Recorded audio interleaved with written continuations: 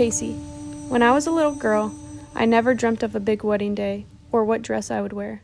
I dreamt of the man I would be marrying. I dreamt of a man who was kind and passionate, who shared a love of adventure and interests. And from the moment I saw you smile, I dreamt of standing across from you on this very day. Kirstie, I can't believe this day is finally here. You are the only person I want by my side through it all and everything else to come. I consider myself lucky to have found you, someone who accepts me as I am and pushes me to be the best person I can be. From when we first met to now, we have grown closer each day, and you are the first person I want to share my successes with, and the one person I look to for comfort in my failures. Kirstie, you are my best friend, and I promise to support you and be there for you. I know there are so many things in store for us, and I swear to love you through the good times and the bad. When I met you, I knew God made no other man on this earth for me. The feelings I feel for you are far deeper than anything I could ever articulate into words or vows. You truly make me a better person. You have the kindest soul and the largest heart and are the most decent human being I've ever met. There is no person or thing more important to me than you, and I look forward to showing you that as long as we should live. I love you, and I could not be more excited to be able to call you my wife. On our wedding day, I want you to know that I promise to always be behind you as your biggest fan. I promise to love you passionately and fearlessly, and without pause or question.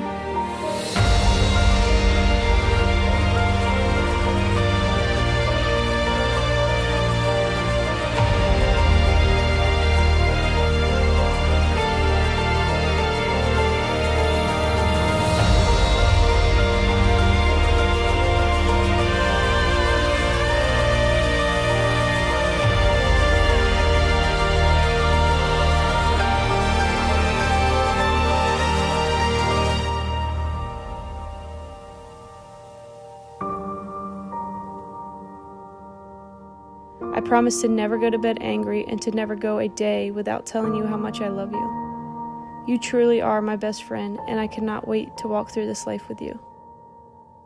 Today and every day and our forever, remember that you have and always will be the man of my dreams. I love you times infinity, and I'll never let you forget that for the rest of our lives.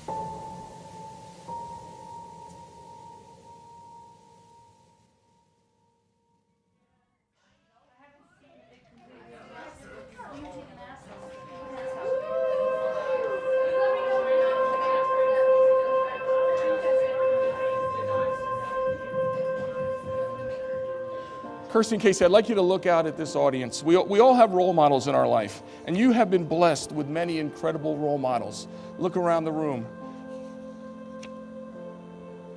These folks have shaped who you are today. As you start your married life, look at the role models here today that you can emulate.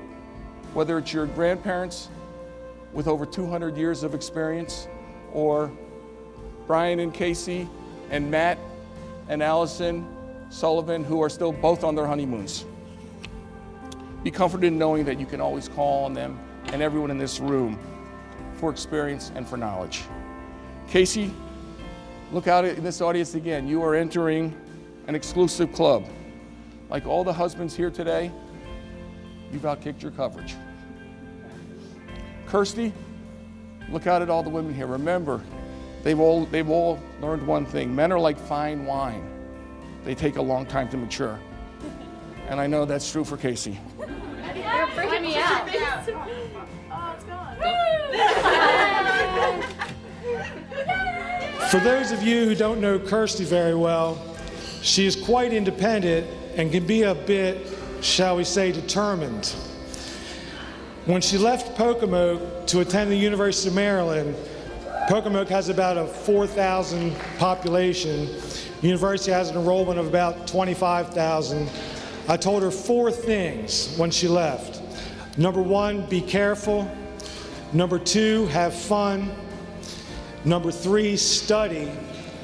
And number 4, whatever you do, stay away from the wrestlers and lacrosse players. 3 out of 4 is not too bad. Teresa and I are so glad she didn't listen to me on that last one.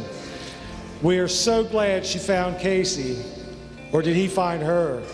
It really doesn't matter. What matters is they found each other. I want to leave you with some wise words from the late Johnny Cash, who, when asked to describe paradise, stated, "This morning, with her, having coffee." Marriage will have plenty of joyous moments, and inevitably, we'll have some tough moments. But don't forget to cherish those rather mundane moments. It's within those moments that you realize this is a person you really fell in love with.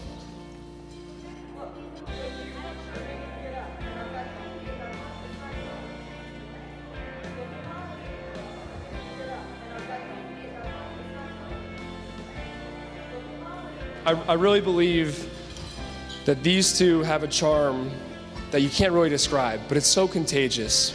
You know, when you walk in the room with them, Mike's smiling big, Kirsten's talking to everybody. I mean, they're people persons, right? And that's why I think they're so special. I think their love is so special. Because of these two, I truly believe, you know, when you love someone, you stand by them. That's something they've taught me. These are the people, you know, when life gets difficult, they're in the corner with you. And there's no hesitation. I'm going to say a little saying from Mike's favorite movie, and I'm not sure you guys will to get it or not, but the saying goes, yesterday is history, tomorrow's a mystery, but today is a gift. And that's why you call it the present. And I really believe that today is a super special gift, and I'm glad that we can all share it with you guys. So I want to say to Mike and Kirsten, we love you guys very, very much. Cheers. They say that all great speeches should end with a toast, and I prefer French toast. So join me in raising the glass.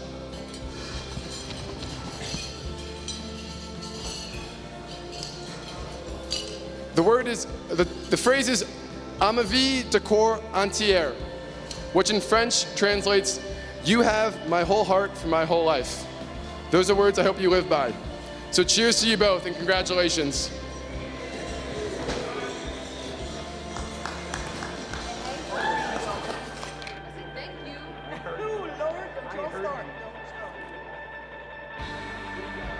As cliche as it sounds, I think my mom and Miss Teresa will agree that we coined the term that God made us best friends because our parents couldn't handle us as sisters. And also cliche, but very fitting, is that Kirstie and her family have been there for me through thick and thin. But growing up, Kirstie and I weren't the girliest of girls. We preferred to be climbing trees and playing in ditches than playing with dolls and doing dress up. We always said that we were different from other girls. And we definitely still are. I've never had fake eyelashes or my makeup done before, so oh Lord. And it just makes me so happy to know that my best friend is marrying into such a great group of friends and a truly loving family, even if they are from Pennsylvania. So everyone, raise your glasses. To Kirsten Case, I wish you a lifetime of happiness. I love you. My contact is literally falling out.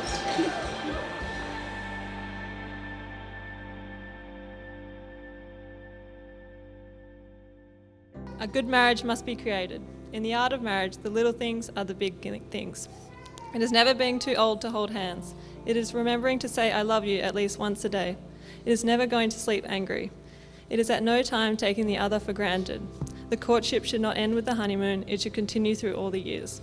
It is having a mutual sense of values and common objectives.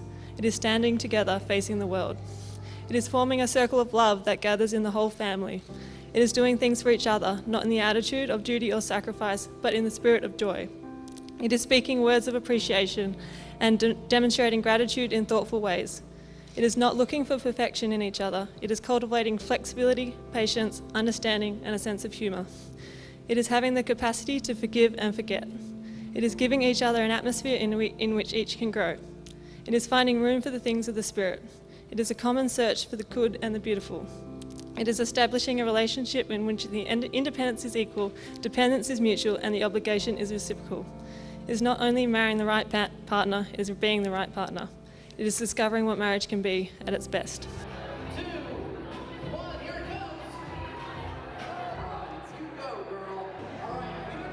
Marriage is a leap into the unknown future.